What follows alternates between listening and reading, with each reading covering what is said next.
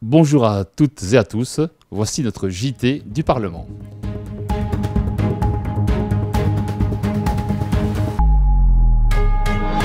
Les journées ont été longues, très longues au Parlement, avec les discussions portant sur les projets de décrets budgétaires pour financer les politiques en Fédération Wallonie-Bruxelles. Nous avons ramené des images de ces commissions au long cours. Sujet. Beaucoup de travail, parfois nocturne, pour toutes les commissions cette semaine au Parlement, avec les examens des textes dédiés au budget de la Fédération Wallonie-Bruxelles. En fin d'année, chacune des commissions entend les ministres compétents. Les membres du gouvernement présentent ainsi aux députés les projets de décrets contenant l'ajustement des budgets des dépenses 2024, le budget des dépenses pour 2025 et les projets dits de décrets-programmes qui contiennent des mesures diverses ou urgentes. Chaque groupe politique s'est exprimé longuement en approuvant ou en critiquant les orientations budgétaires, les moyens alloués à la Fédération Wallonie-Bruxelles ou encore le calendrier d'exécution des différentes mesures. On en reparlera dans 2 semaines lors des discussions et des votes en séance plénière. Le délégué général aux droits de l'enfant est cette personnalité essentielle en Fédération Wallonie-Bruxelles qui veille à la sauvegarde des droits et des intérêts des plus jeunes. Cette semaine, il a présenté son rapport au président du Parlement en présence de nombreux enfants. Reportage. Ce mercredi 27 novembre, le délégué général aux droits de l'enfant, Soleiman Lengdim, est venu présenter au Parlement son rapport annuel dans lequel il établit le bilan de son activité pour les années 2023-2024 dans le cadre de la Journée internationale des droits de l'enfant. Le 20 novembre 2024 a d'ailleurs marqué les 35 ans de la Convention internationale des droits de l'enfant adoptée par les Nations Unies. En présence du président de l'Assemblée Benoît Dispa, de membres du bureau, de parlementaires et d'une 60aine d'élèves de l'école Singeleng de Woluwe-Saint-Lambert, ainsi que du collège Notre-Dame-d'Herpan, le délégué a insisté sur la nécessité d'une vision globale du traitement des problèmes, pauvreté, précarité, harcèlement, santé mentale, etc., dans l'intérêt des enfants. Les enfants qui ont participé à une discussion sur l'école inclusive idéale en se basant sur les fresques, dialogues et dessins réalisés par les élèves de l'école Singeleng, dont certains sont porteurs de handicap visuel ou auditif ou présentent des troubles du comportement ou de l'apprentissage. L'activité s'est terminée par une présentation du Parlement, de son fonctionnement et de sa composition en parcourant les pages de la brochure à la découverte du Parlement.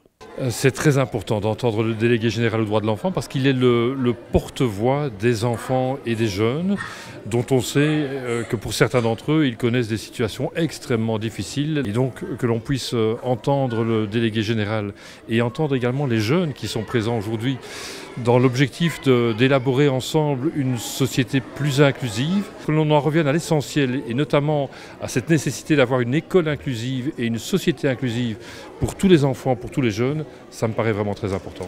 Alors l'évolution, ça peut évoluer en un an, forcément, parce que les thématiques et les problématiques auxquelles on s'attaque sont des problématiques qui vont prendre beaucoup de temps, la lutte contre la précarité ou la pauvreté, l'inclusion des enfants en situation de handicap. Alors on a lu avec beaucoup d'attention la feuille de route, la déclaration de politique communautaire du gouvernement.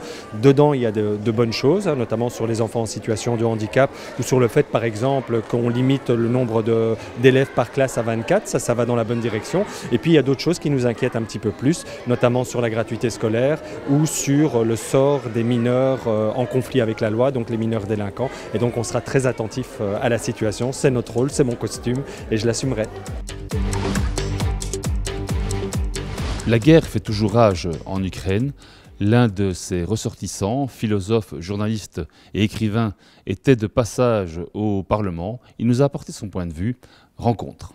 Invité en tant qu'expert à la 36e Assemblée régionale Europe-APF qui s'est tenue à Pristina, Kosovo, sur la thématique de la guerre hybride, un danger pour la démocratie et la sécurité en Europe, Volodymyr Yermolenko, philosophe, journaliste et écrivain ukrainien, était de passage à Bruxelles et au Parlement. Nous l'avons interrogé sur les perspectives d'avenir et de paix en Ukraine. La guerre a commencé en 2014, il faut pas oublier, donc c'est plus que 10 ans, c'est très long.